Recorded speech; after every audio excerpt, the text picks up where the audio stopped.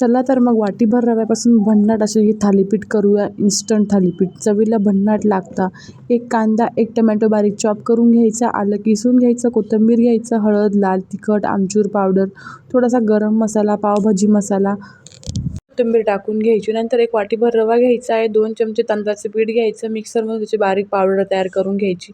1 चमचाभर तेल टाकून थोडं पाणी टाकून छान बॅटर हे तयार करून घ्यायचं. जास्त पातळ नाही, घट्ट नाही आणि याला 5 मिनटं झाकून ठेवायचं. 5 मिनटानंतर याच्यामध्ये थोडासा अर्धा लिंबाचा रस टाकायचा, चवीपुरतं मीठ टाकायचं, छान एकजीव करून घ्यायचं. गॅसवरती कढई किंवा पॅन ठेवायचा, अर्धा चमचा तेल टाकून घ्यायचं. थालीपीठप्रमाणे थोडं टाकून हे बॅटर पसरवून घ्यायचं. टाकताना आधी तेल टाकायची म्हणजे दिसायला खूप छान दिसतं आणि गरमागरम मस्त हे रव्याचं थालीपीठ तयार होतं. खायला खूप सुंदर लागतं. करून बघा. व्हिडिओ आवडला असेल तर लाईक, शेअर, सबस्क्राईब करायला विसरू नका.